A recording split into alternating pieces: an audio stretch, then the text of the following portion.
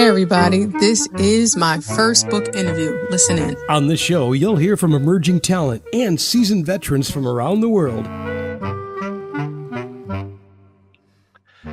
Hello, I'm JT Crawley. I'm the host of Talking Book Show on Web Talk Radio. And today I'm interviewing Rosa Allison from Pennsylvania in the United States. And she's come on the show to talk about her book, They Knew Me Not. You'll find when you look at this book, it's a very short book, everybody. But as it says in my written introduction that accompanies this interview, the story within is carefully and creatively told over 16 chapters. And these chapters are very revealing and they're impassioned chapters and they pack a punch. Sometimes, big books have their benefits, but short ones can do the job just as much. And this is what's happened here. There's 66 pages in this book. That are around the chapters. The rest are around just the introduction, a few other bits and bobs. But it's those 16 chapters that are the key and the introduction, everybody. So, Rosa from Pennsylvania, would you care to come and join me on the show? Hi John, how are you? I'm good. I'm good. Despite the fact that it's gone 11 o'clock at night here for me in the UK, and I probably think it's only just early evening for you in Pennsylvania in the United States. Yes, it is. And that's why, everybody, I'm looking like I am, and Rosa is looking like she is. No comments. It's just Thank been a you. busy day, but there you go. Anyway, let's crack on with this interview and let's get this book out and let's give Rosa the opportunity to talk about the book and the story that is within. But before we do open the book, Rosa, I want you to tell us who you are, why the book, and more importantly, what was the story behind the story to this book? My name is Rosa, as you said. I wrote this book because at the time that I wrote it, it was while I was going through my divorce, and I needed to get it out. I had spent so much time, even from my childhood, holding things in. I didn't say much. I had to keep things between me and God, especially once I started pastoring. And once I started talking, I just could not stop. I found out that when I was younger, writing was very cathartic for me. So while I was going to therapy, I was explaining about writing everything down, and I said I wanted to write a book. And my therapist said, "You know what? I think that'd be a great idea." I wanted the book to represent who I am as far as my transparency as being a Christian, and wanting people to understand and know that you can be human and go through things, and there's other people that may be going through the same thing or something similar. And I wanted them to know that they can get through it. Okay. Hmm. Let's let this book open, everybody. As I said, there are 16 very short, impactful chapters, but the introduction is just as powerful, and that's where I want to go first. And here, Rosa, I find you talking about who you were as a wife in those days, your pregnancy. You're talking about your pregnancy to your daughter, and you're you're talking about scriptural passages, texts from Proverbs, and I was wondering why Proverbs and not anything else, not any other scriptural texts. You've chosen Proverbs here. And your fascination with McDonald's cheeseburgers and nuggets. Well, I used that Proverbs just because it's one of the scriptures that is used a lot when we talk about women of faith, wives in particular. I always aspired to be that Proverbs 31st woman. And so this letter, it started out because I wanted to connect the reader with the emotion that I felt throughout this process at the end. And I also wanted them to understand that it wasn't coming from a place of malice. If you read the end of the introduction, it talks about how I didn't want this to be about attacking anyone, but about actually restoration and coming to a solace, a sense of solace with everything that had happened. But it was also a letter to my to the person that's the book is talking to, because a lot of times we don't see that in our spouses, the Proverbs. It wasn't seen in me. It's like, that's what I was trying to do. That's who I was. That is who I am. Okay, so Rosa, let's go to, some of these chapters. I want to go to the attraction and the first time. You know, these are the chapters at the start of the book, everybody. So talk to us about what's going on in these two chapters. You talk about meeting your husband for the first time and the first time you had sex together. Mhm. I felt like this chapter was important because my life at that time in that season wasn't just about all the bad things. It was part of just living. And I find that sometimes as Christians, we have a hard time living as a Christian and also being in our reality. So it was important to show that I was just a girl that that met a guy and ended up in the situations that I came to be in. And that's where the attraction came from. And as you read, you understand and know it actually wasn't about attraction. It was just where I found myself. Yeah, the name is Frank, and he was your ex-husband. Mhm. The name's in the book, everybody. It's all there to see. And when you look at these chapters, you might start to think to yourself, oh, maybe um, was Rosa reading the wrong book? Was she reading the wrong pages, the wrong lines here? And so all I'm saying to you is keep an open mind, don't be judgmental. It's very Mhm. easy to be judgmental. You could say, well, Yeah. why didn't she just do this and do that? Yeah. Hmm. It doesn't always pan out, everybody. No, not at all. Especially when I talk about the first time that I had sex. Hmm. Um, I wanted to put people in the mindset of a person, of someone like me at that age, at that time in my life, and what that experience was for me. As hard as it was for me to, which you eventually find out, to have done that as because my Christianity and my faith was so important to me and following in it. I think it was important to show people that even we find ourselves in places that we're not that proud of, but it's human. Yeah. Yes. Keep an open mind, everybody.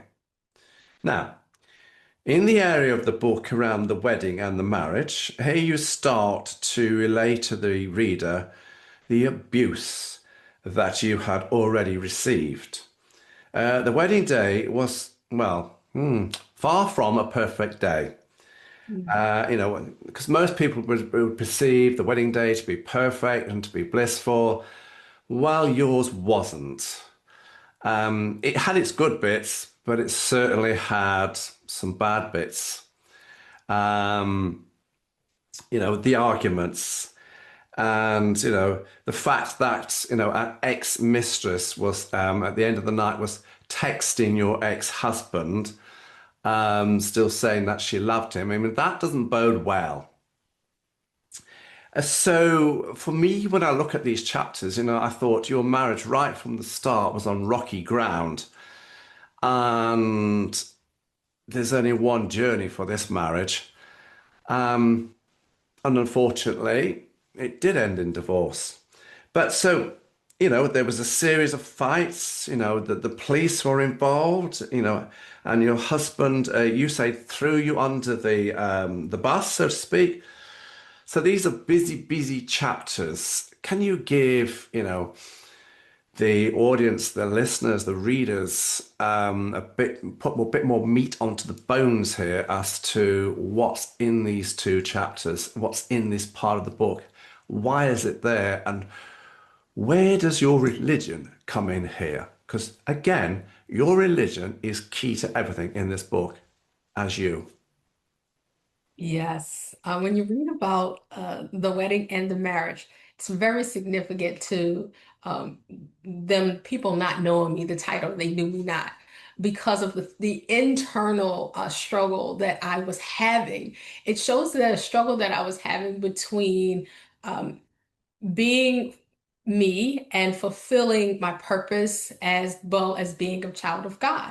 I really convicted myself, excuse me, condemned myself for the things that happened that led me to that point. And so I tried to correct it myself. I got to a place where I believe I was punishing myself when God had already forgiven me. So I wanted to show this journey of how we have these internal struggles that we go back and forth with. And I wanted to show my relationship with God and how I was able to communicate with Him and lean on Him in those times where it was desperately needed. But it was still, even though He gave me grace, I still had this really strong internal like need to be perfect, to be pleasing, and to do what I believe was strictly following the word of God, even though I found myself, falling time to time. Also, I wanted to show the significance of the vow of being married, and how it's not always easy. I mean, mine even started off in a way that was wow. It was quite yeah. You got to read the book. It's really, really good. I don't want to give too much away, but it really does show that back and forth internal struggle. And then when you find yourself in these places, I've made this vow, I've committed to this person, and it's like boom, the shoe drops. And what do you do? Yeah, What I think when they read the book, I think some of them, particularly some women will be going, why didn't she just pack the dress up there and, again, put it back in the suitcase and say goodbye? Um, you know, but as I said, it's very easy when you're not in that position. But yes, it was an eventful day, wasn't it? Your wedding day. yeah.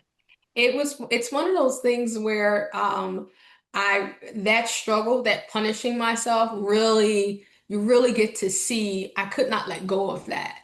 And what I was leaving in terms of what you read about in the book in turn, my family, it was to me at that point, it wasn't too much better than where I was. And that says a lot. Yes, I understand that one. I really, really do. Um, when you were writing this book, did you find it hard to write? Did you find it therapeutic writing this book? It was very difficult. I stopped many times because as I was writing, I got immersed in the memory. And I had to go, it brought me back to those places, those things and the feelings that I felt as I was going through it. But in that, it was still cathartic because if anybody knows anything about writing a book, you have to edit it, edit it, edit. And what I found was the more I went over the story, the more I had to keep going back and making changes and doing this and doing that. And actually, it got better every time. And I eventually got to a point where now I actually am, I still cry at certain things, but there's a lightness to it and the laughter for some things as well. Because some of the scenes that you talk about are brutal. Um, some of the scenes are very caring. and some of the scenes are something else. But I get the overriding impression that this is a book not about, I think you've already said it, not about malice, but about you getting your views, your points across. And I think it's there for other women, other people who find themselves in the situation to think that they are not alone. Mhm. And I think that's what your work is about, even outside of this book. Am I right? Yes, correct. You're very much so. I needed to So I grew up in a traditional church way of the faith of believing, where we had a lot of things and also cultural strict cultural beliefs. And most of the things that we experienced that we went through, it was kind of, it would always be like swept under the rug, or you didn't say much about it, or you adapt and you move on. So a lot of times you'll see a lot of people, even in my culture, they'll have a smile on their face and they mean the smile. But there is so much more that's behind it often. I find that I think I need people to understand that just because on I really believe in something, like I really believe that I'll say I'm blessed every time someone asks me how I'm doing. I really believe I'm blessed, but it doesn't take away from the fact that I'm still experiencing life. And for all those people who are struggling with that, here's a story that says, "Hey, yeah, I got you. Me too." Yeah, indeed. Now, when I looked at the area of the book around the mother, this is about your relationship with your mother. And as time went on, it was becoming increasingly more strained. And to put it in the position of having to say, you were put in a position of having to spend a week with your mother's boyfriend, Chad, which most people would think would be odd. Um, my mother's boyfriend and I, been put away for that's the wrong word, spending a week together, away from everybody else there. And most people, when they start to read this, are going, "Oh, this isn't going to go well." Mm. Um, and for most of us, it would be a very, very precarious situation, and it was. And your mother wasn't entirely sympathetic with you, was she? I don't think she grasped the situation. And that's knowing, not being unkind to your mother at all. And you're in a position of that. I'm getting the impression that you couldn't really, go back to family because I think this is a cultural thing. Um, but you turned to a friend called Sheila, who you refer to as your hero. So I'm interested to learn, you know, to the contents of what's in these two chapters, the mother and Sheila, the hero. Mm, the mother and Sheila the hero are almost like contrasting characters, They are. wherein one is in her own battle. Well, both of them, the similarities, they both have their own battles. The contrast is that although Sheila has her battle, she still has Ari Busayo at heart. She still wants the best for her. Wherein the mother, she is endowed in her own needs and selfishness and what you would expect from the care of a mother. It's not there, but it is found with Sheila, the hero. So it was a blessing in that although the character of Mother had her deficits for sure, it's the blessing is that Sheila was right there to be a lot of the things that the mother could not be. So, are these two chapters in the book really to say to somebody, look, if you can't turn to family, try turning to friends? Yes. It says that, yes. And also, I want to bring in how we can, when we're in something, we're going through a specific trial, tribulation, we have a tendency to really pay attention to the people around us that are not, and the things around us that don't. But I wanted to bring out how God strategically, and this has been throughout our Busayo's life, strategically had people there to kind of provide relief. And that was the thing that helped to keep me from going insane, to keep me from the darkness of the mother. It was that, and it was my faith. Um, but every child, every person needs someone that shows them some kind of love that goes beyond what you would just have for a friend. Sheila was not um, R.A. Busayo's by natural mother, but she had motherly attributes that I needed. Hmm, And sometimes that's the difference between how your life turns out, good or bad. interesting. Hmm. And I think that's why those two chapters on there, that they're Yeah. everybody to say, look, this avenue is closed, but this one is open. And the hmm Lord is showing you this one is open.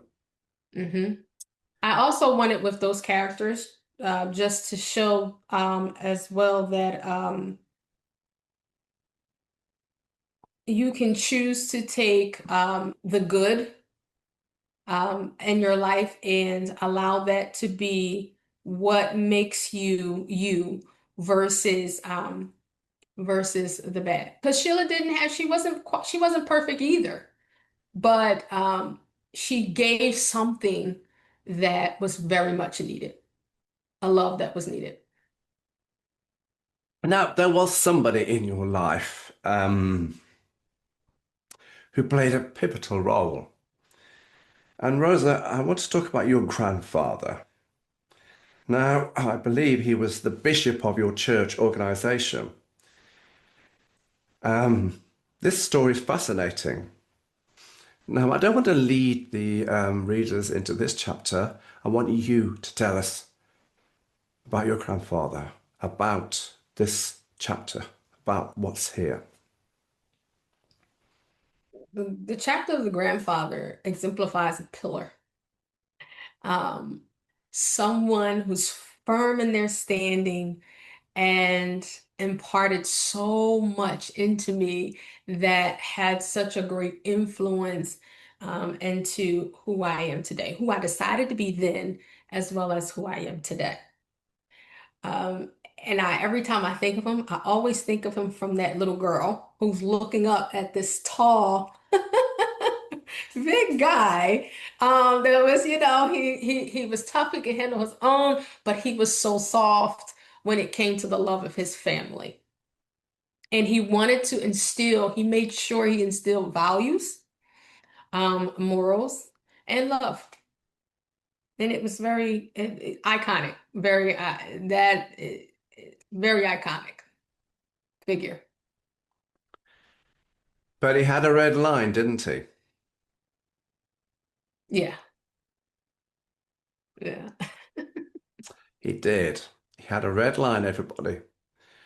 You could go up to the red line, but cross it, you crossed Mm-hmm. him, Mm-hmm. and you would face the consequences. Yeah. So he was a pivotal part of Rosa's life. He was a pivotal person, the grandfather, the He bishop. was, yes. Hmm. He was also, let me add a positive contrast to the mother as well, because of what I suffered from the mother versus a healthy way of, in terms of our culture, let me put it that way, a healthy way of being disciplined from. the grandfather. That was also a contrast of, well, this is coming from, there's something that's coming from a place of the hard line, Yeah. which comes from a place of love. There's love behind it versus dealing with someone that um, you don't feel the love behind it at all. It's actually quite the opposite. Mm. Yes. Yes. And for me, this is what you are all about. This book and you are there for other people going through the things that you went through and to say, look, there is a light at the end of the tunnel. And if you want to talk, come and talk to me. Yeah. This is what it's all about. This is what you and this book are about, isn't it? And there's so many that can identify, especially with the story of the grandfather. Hmm. Yeah. Now, um, I want to go to a couple of chapters in the book, and I'm going to ask you, are we okay to talk about these scenes? Because it's about you got one chapter which you head up the rape, and then the next one is the divorce. There's a whole plethora of storylines here. You know, we've got abuse, you've got prayer, we've got the church, we've got new home, we've got rape, we've got reuniting, we've got failure again.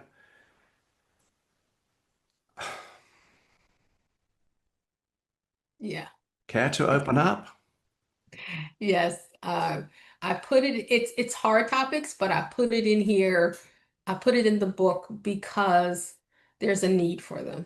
There's a great need for us to talk about these things, especially from the perspective of someone being in Christianity. And, you know, when I look at the book, you know, this part of the book, I felt that, how should I say this? But I think what's got you through most of it is prayer. Yes. That is the streamline through everything. It's the line that never stopped. It's the one I could always grab onto, I can hold on to. As long as I had that, I can get through anything. So, you know, as long as you had your faith, you know, your prayers, your Christianity, you could deal with the abuse, you could deal with the physical side of things, you could deal with the emotions that were racing through your, you know, through your mind and all the conflicts that you were facing. And this is why these two chapters are in, and, you know, Rosa and I agreed that we would include them because, as you heard her say, she needed to talk about them, but if you notice, she didn't talk a great deal about them, everybody. And if you want to know more, go and have a look at the book. Now, the last two chapters that I want to go to, I would like to explore the suicide thought and starting over again. But I do notice that at all the trials and the tribulations, you know, you faced, again, in these two chapters here, your faith is the key, is the core to it, particularly around the suicide thought. So, could you tell, you know, the reader, the audience, what you were going through, what your mind was going through, you know, with the suicide thoughts, and what therapy helped you, you know, in the end, apart from prayer as well? And tell us a little bit about your new life. Sure. It's interesting because I had been running away from depression for quite a while. I knew it was there. I felt myself getting lower and lower. We have a saying where we say you run on empty in terms of being full of what you need, the power you need to do to go. And I just kept praying through it, and trying not to let the cares of the world stay on me to the point that it got me to that place. But there's something about just keep on going and not really dealing with the things that are going on, and it doesn't stop. That even though like the saying, you let things roll off you like water off a duck's back, there's still remnants that gets left behind. The duck still gets wet. So I was still getting wet, and I kept getting wet until I was soaked, and I felt like I was under, and I could not get out. And it's interesting. I wanted to put this in the book because there may be someone that says, but how can you be a person of faith and still end up depressed and still end up coming to a place where you felt like you needed to end it all? The book really describes, especially in the beginning of that chapter, what that felt like and how I got to that point. Um, it was, now that I look back on it, it was something I actually could not avoid. So now I'm an advocate of therapy, of talking, and I speak that to everyone. Especially, I come across women all the time that we take on so much. We actually literally have 4 to 5 jobs, especially if you work on a job. But at home, you're running at least about 3 jobs. You're juggling 3 to 4 at home by itself. And we stop taking the time out for ourselves and just giving, giving, giving. And the more you're giving, the more you're pouring out. And if you don't have someone pouring back into you, or you taking that time out to pour back into yourself, you can find yourself in a very low place. So one of the things that I advise is, it's sometimes, and it's going to be hard at first when you're so used to giving out so much of yourself. Take an hour of your day and just sit, and then keep increasing it until you get to a place where you're taking yourself out to lunch. And then the next thing you know, you go get a massage, go do something that you like to do that makes you laugh. And then you can include the people around you, maybe every once in a while, to help facilitate that self-care that helps keep us from getting so low. And then also talk to someone, talk to a therapist. They don't have to know you. They don't really know anything about your life. And once you're done, if you decide, okay, you never have to talk to them again. So it's a judgment-free zone. And you're able to talk through things that you probably didn't even know were still there, that were called that cause pain in our life, and everything else beside happiness and joy. So for me, and when I need it, I go right back to it. And that is, I make sure now that I talk through the things that I go through. I think it's fair enough to say that women are better at this than men Mhm. because it's very easy to say, well, when I've looked at your book, that this is a book for young girls, women.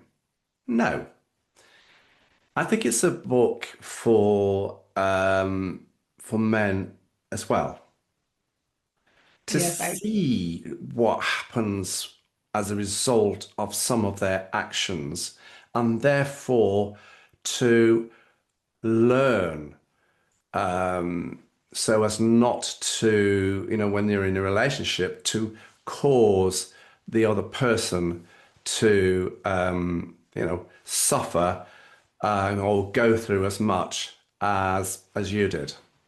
So I think this is just as useful for men as well. Would you agree? I certainly agree.